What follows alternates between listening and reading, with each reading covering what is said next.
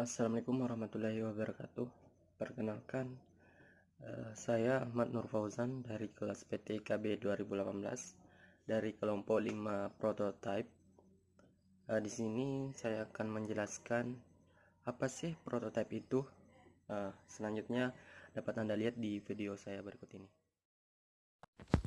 Pernahkah kalian bayangkan apabila ingin membeli suatu produk, misal handphone, tetapi belum dipublikasikan atau masih dalam tahap pre-order?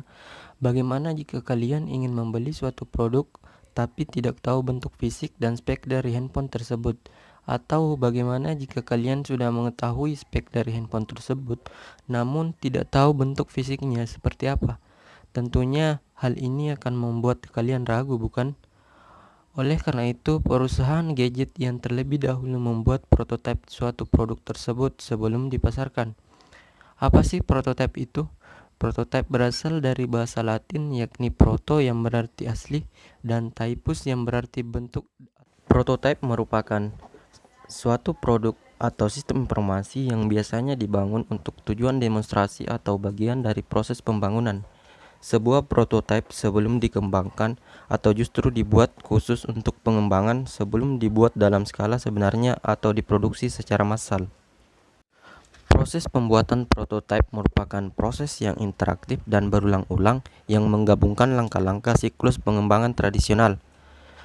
Prototipe dievaluasi beberapa kali sebelum pemakai akhir menyatakan beberapa kali prototipe tersebut diterima. Ada 7 langkah, yaitu yang pertama, pengumpulan kebutuhan. Pelanggan dan pengembangan bersama-sama mendefinisikan format seluruh perangkat lunak, mengidentifikasikan semua kebutuhan dan garis besar sistem yang akan dibuat. Yang kedua, membangun prototyping. Dengan membuat perancangan sementara yang berfokus pada penyajian kepada pelanggan, misalnya dengan membuat input dan format output. Yang ketiga, evaluasi prototyping. Evaluasi ini dilakukan oleh pelanggan apakah prototyping yang sudah bangun sesuai dengan keinginan pelanggan. Jika sudah sesuai, maka langkah keempat akan diambil. Jika tidak, prototyping direvisi dengan mengulang langkah 1, 2, dan 3. Yang keempat, mengkodekan sistem. Dalam tahap ini, prototyping yang sudah disepakati diterjemahkan ke dalam bahasa pemrograman yang sesuai. Yang kelima, menguji sistem. Setelah sistem sudah menjadi suatu perangkat lunak yang sudah siap dipakai, harus dites dahulu sebelum digunakan. Pengujian ini dilakukan dengan white box, black box, basis path, pengujian arsitektur, dan lain-lain. Yang keenam, evaluasi sistem. Pelanggan mengevaluasi apakah sistem yang sudah jadi sudah sesuai dengan yang diharapkan. Jika iya, langkah 7 dilakukan. Jika tidak, ulangi langkah 4 dan 5.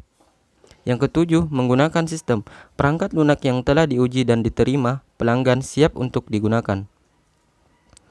Model pengembangan memiliki beberapa kelebihan diantaranya.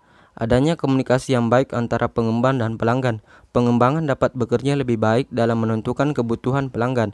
Penerapan menjadi lebih mudah karena pemakai mengetahui apa yang diharapkannya. Membuat klien mendapat gambaran awal dari prototipe.